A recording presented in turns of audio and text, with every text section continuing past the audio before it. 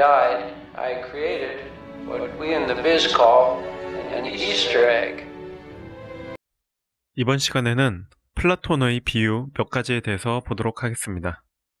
기존 수업과는 달리 형식을 좀 다르게 준비해봤어요.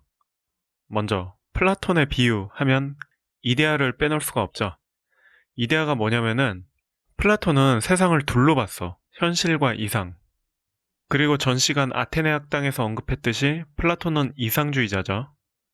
이걸 다른 말로 현상계와 이데아계라고 합니다. 우리는 원래 이상계에서 살고 있습니다. 이 이상계는 너무 완벽한 세계고 우주의 진리, 수학의 진리, 세상의 모든 답을 다 알고 있어. 그저 행복하고 완벽한 유토피아의 세계란 말이죠. 그리고 이데아계와 현상계 사이에는 강이 흐르는데 그 강의 이름은 레테이 강입니다. 별명은 망각의 강이라고도 해요. 왜냐면 이 물을 마시면 기억을 자꾸 잊는데. 그런데 우리가 이데아계에서만 살진 않는단 말이야. 현실에 와서 태어나야 되죠. 그러면 이 강을 건너야 되는데 돛담배를 타고 건넌대. 돛담배를 타고 그냥 왔으면은 상관이 없는데 우리가 목이 마르잖아. 그래서 물을 한 모금 두 모금 마신다고 합니다. 그렇게 물을 많이 마시고 현상계로 와서 현실로 태어나면은 머릿속은 이미 싹 델리트 됐단 말이죠. 이 비유가 되게 동화 같아도 또 한편으로 말이 되는 것 같은 게 여러분들 보면은 5살 남짓한 애가 웬만한 수학과 대학생보다 수학을 더 잘하는 애들이 있잖아요. 우리가 흔히 천재라고 부르는 애들. 그런 애들은 어떤 애들이냐면 레테이 강물을 덜 마신 애들입니다. 제가 볼 때 저를 비롯해서 이 수업을 듣는 여러분들은 강물을 엄청 많이 마셨습니다. 그런데 우리는 살아가면서 올바름을 추구해야 된단 말이야. 근데 그 올바름은 우리가 만드는 게 아니라 예전에 이 대학에 있을 때 예전에 이 대학에 있었던 것을 최대한 기억해내야 된단 말이죠. 다시 말해서 올바름을 내가 창작해내는 것이 아니라 태어나기 전의 세계의 것을 영혼의 수련을 통해서 기억해내야 합니다.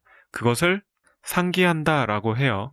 우리는 진리를 상기해서 최대한 진리에 맞게 살고 나중에 죽으면 다시 이데아계로 가면 됩니다. 참고로 소크라테스와 플라톤의 영향을 받은 교리가 기독교죠. 기독교의 관점에서 이데아계는 어디야? 천국이죠. 그리고 사람이 죽으면 기독교에서는 요단강을 건넌다 그러거든요. 이 레테이 강이랑 굉장히 흡사하지. 그리고 우리 사람이 죽으면 죽었다라는 표현보다도 돌아가셨다라는 표현을 하죠. 니마 그 강을 건너지 마오. 그게 다 동양이나 서양이나 그렇게 통한단 말이죠. 고수와 고수는 항상 통하니까. 이것이 플라톤이 보는 이데아계와 현상계, 세상의 근원을 두 가지로 보는 이원론이었어요. 자, 그 다음 비유는 플라톤의 동굴의 비유입니다. 우리는 모두 태어나면 동굴에서 태어난대. 그리고 그냥 동굴에서 태어나는 게 아니라 쇠사슬로 묶여서 태어난다고 합니다. 쇠사슬에 묶여서 뒤는 돌아볼 수 없어. 내 시선은 동굴 안쪽을 향하고 있습니다. 그리고 태양이 뜨면은 나는 내 그림자를 보는 거죠. 그림자가 나인 줄 알고 대부분 인간들이 그렇게 살아간다고 합니다. 그러다가 우리 중에 아주 가끔 극소수의 사람만이 피나는 노력으로 쇠사슬을 끊는데 끊고 밖에 나오게 되는데 밖에 나오면 완전 충격받겠죠. 아, 나는 그림자가 단 줄 알았는데 밖에 나왔더니 동물도 있고 나무도 있고 바위, 시냇물도 흐르고 저 높이 태양도 있단 말이죠. 그래서 아, 이 밖이 진짜 세계구나 라는 걸 깨닫습니다. 그리고 다시 돌아와. 쇠사슬은 자기만 끊을 수 있거든요. 그래서 아직 쇠사슬에 묶인 사람들에게 얘기해 줍니다. 야, 저 밖에 죽이는 거 있어. 너도 빨리 끊고 밖으로 나와봐. 저기가 진짜야. 라고 말을 해주는데 대부분의 사람들은 그 말을 믿지 않고 묶인 채 만족하면서 그대로 살아갑니다. 이게 플라톤의 동굴의 비유예요. 자, 여기서 동굴은 어디야? 동굴은 우리 현실이죠. 그리고 저 밖은 이데아 세계죠. 그리고 쇠사슬을 끊고 나간 사람은 누구예요? 바로 이데아계를 맛본 영혼의 수련을 통해서 이데아계를 최대한 상기시킨 플라톤의 스승 소크라테스 같은 사람이죠. 자, 그리고 그런 깨달음을 얻은 사람이 돌아와서 얘기해줘. 근데 대부분 사람들은 듣질 않아. 그 대부분 사람들은 소피스트 같은 사람들입니다. 이게 플라톤의 동굴의 비유입니다. 이데아가 뭔지 예시를 두 가지만 들어볼게요. 먼저 지금이 수학 시간이라고 합시다. 내가 이렇게 그리면은 이거 정삼각형이라고 퉁치고 그냥 문제 풀잖아. 근데 엄밀히 말하면 정삼각형 아니죠. 굉장히 삐뚤빼뚤하죠. 여러분 수학책에 있는 정삼각형 아주 반듯해 보이지만 현미경으로 확대해서 보면 엄청 울퉁불퉁합니다.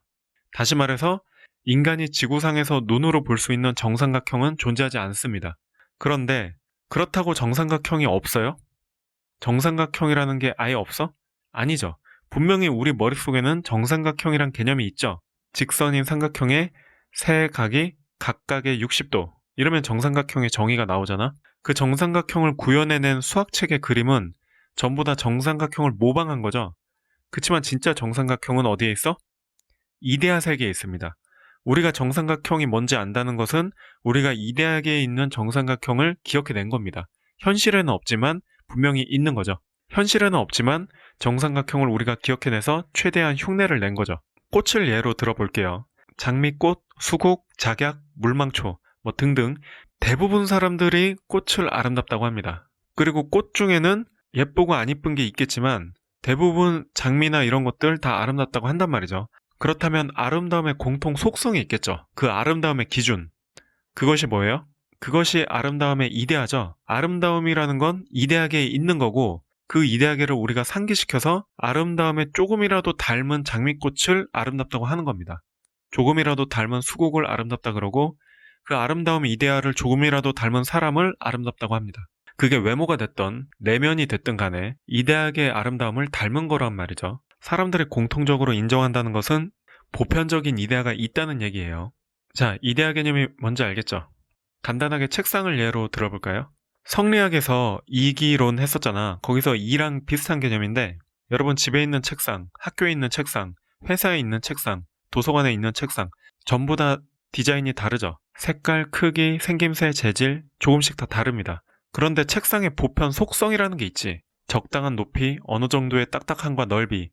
그 책상은 우리가 아무 물건에 대고 책상이라고 하지 않고 책상의 보편 속성이 분명히 있단 말이죠. 먹을 것을 두고 책상이라 하지 않고 휴대폰을 두고 책상이라고 하지 않아. 우리가 디자인이 다 다르게 생겼어도 책상이라고 부른다면 책상이라는 공통 속성을 학교나 집이나 도서관에 있는 그 물건이 그 속성을 닮은 거란 말이죠. 그렇다면 완벽한 책상은 어디 있어? 이 세상의 완벽한 책상은 이데아계에 있습니다. 그리고 목수는 그 이데아계를 최대한 상기시켜서 책상의 이데아를 모방하여 우리가 쓰는 책상을 만든단 말이죠. 이거를 한 번 더 모방한 건 예술가 정도 되겠죠. 자, 이데아 개념 뭔지 알겠지? 마지막 비유. 플라톤의 3분설이라고 하는데 여러분 보통 곤충을 3등분으로 어떻게 나누죠? 머리, 가슴, 배로 나누죠. 플라톤은 사람도 똑같이 머리, 가슴, 배로 나눴어. 근데 신체는 현실에서만 존재하는 거잖아. 플라톤에 의하면 신체는 껍데기란 말이야. 그렇다면 우리의 본질은 영혼이죠. 영혼도 3등분으로 나눠. 그래서 각각 머리에 해당하는 이성, 가슴의 기계, 배의 욕구 부분으로 나뉩니다.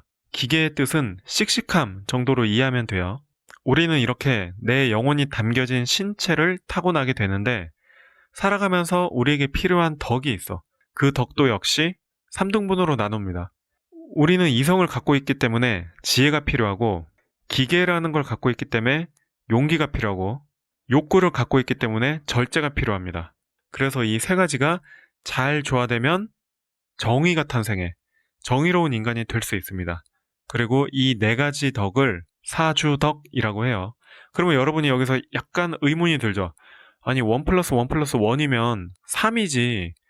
다시 말해서 3주덕이라고 부르던가 아니면 이 세 가지가 합쳐졌으니까 정의라고 부르지 왜 1+1+1인데 또 1을 더해서 4주덕이라고 하느냐.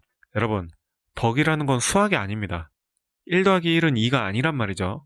이 세 가지 덕이 잘 조화돼서 정의가 탄생하고 우리는 이 네 가지를 추구해야 된다. 이게 플라톤의 사주덕이에요. 자, 그리고 인간의 이 3등분을 국가 모델에도 적용시키는데 국가도 세 종류의 신분제로 나뉩니다. 왕이 하나 있고 군인이 있고 백성이 있어요.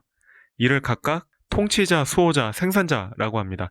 통치자는 말 그대로 왕이 통치하는 거고 수호자는 전쟁에서 백성을 지켜야 되니까 수호자고 나머지 경제활동은 백성들이 할 수 있단 말이죠. 그리고 이 셋이 잘 조화를 이루면 정의로운 완벽한 유토피아, 이상 국가가 탄생합니다. 플라톤을 비판하는 사람들은 주로 이 부분을 비판하는데 바로 민주주의와는 어긋난다는 거야. 근데 당연하죠. 플라톤은 민주주의가 자신의 평생의 스승 소크라테스를 죽이는 걸 봤잖아. 그러니까 당연히 민주주의를 싫어하죠. 민주주의란 뭐야? 멍청한 놈들이 지배하는 정치체제야. 그 멍청한 놈들에게 백성들의 정치를 맡길 순 없어. 다시 말해서 완벽한 왕이 국가를 운영해야 됩니다. 그래서 플라톤을 비판하는 사람들은 엘리트주의다, 독재다 이렇게 비판하기도 하는데 저도 일부 인정하긴 하지만 제가 플라톤 입장에서 변호를 한번 해볼게요. 플라톤에 의하면 왕이 어떻게 될 수 있는 줄 알아요? 기존에 우리가 부러워하는 왕은 어떤 왕이지? 일단 혈통주의죠. 왕의 아들이 왕을 하죠. 플라톤이 말하는 왕은 세습제가 아닙니다. 기본적으로 왕은 결혼할 수 없어요. 면회 못합니다. 여가시간 없습니다. 일주일에 쉬는 날 없고 뭐 휴가 이런 거 없어요. 뭐 스포츠를 한다거나 게임을 한다거나 백성들이랑 장난치고 논다거나 이럴 수 없습니다. 왕은 오직 정치만 해야 됩니다. 재산 따로 없어요. 재산은 그냥 자기 혼자 먹고 살 수 있을 만큼의 재산만 부여됩니다. 그리고 왕은 어떻게 뽑히냐면 수십 년간의 트레이닝을 통해서 뽑혀. 그 트레이닝은 뭐냐면 지금으로 말하면 사관학교인데 공부는 물론이고 예술도 잘해야 되고 신체 능력도 대단히 뛰어나야 됩니다. 그러니까 모든 걸 다 잘해야 돼요. 심지어 인성도 아주 훌륭해야 돼. 인성은 개차반인데 전교 1등 하면 의사도 하고 변호사도 하고 그런 사람들은 플라톤에 의하면 최악이란 말이죠. 반드시 인성이 받쳐줘야 됩니다. 전교 1등은 수백 가지의 요건 중에 하나일 뿐이라는 거죠. 한마디로 플라톤이 말하는 왕은 정치 기계입니다. 한번 왕이 되면 죽을 때까지 죽어라 정치만 하는 거예요. 재산이나 뭐 노는 거 이런 거 없습니다. 여기서 이 세 신분 중에 가장 부자는 누굴까? 백성이죠. 물론 백성의 빈부격차는 당연히 있는데 자기가 백성인데 경제 수완이 좋다. 그러면 얼마든지 돈 벌 수 있고 백성이 제일 부자가 될 수 있습니다. 왕이나 군인은 공무원일 뿐이에요. 그리고 사관학교를 통해서 왕의 자질이 있으면 왕이 되는 거고 신체 능력이 뛰어나고 용기가 있으면 군인이 되는 거고 그 외에는 백성이 되는 겁니다. 백성에게 필요한 덕은 뭐야? 절제죠. 군인에게 필요한 덕은 용기 플러스 절제입니다. 당연하지. 군인이 용기만 있으면 우리 한국 현대사에서 5.18이나 제주 4.3이나 보도연맹 사건처럼 군인이 민간인 학살하는 그런 짓거리 하면 안 되잖아요. 그래서 군인에게는 용기와 절제가 필요합니다. 그리고 왕은 지혜, 용기, 절제 다 필요해요. 그러니까 왕은 아무나 하는 게 아니에요. 우리가 평소에 부러워하는 왕이랑은 거리가 멀죠.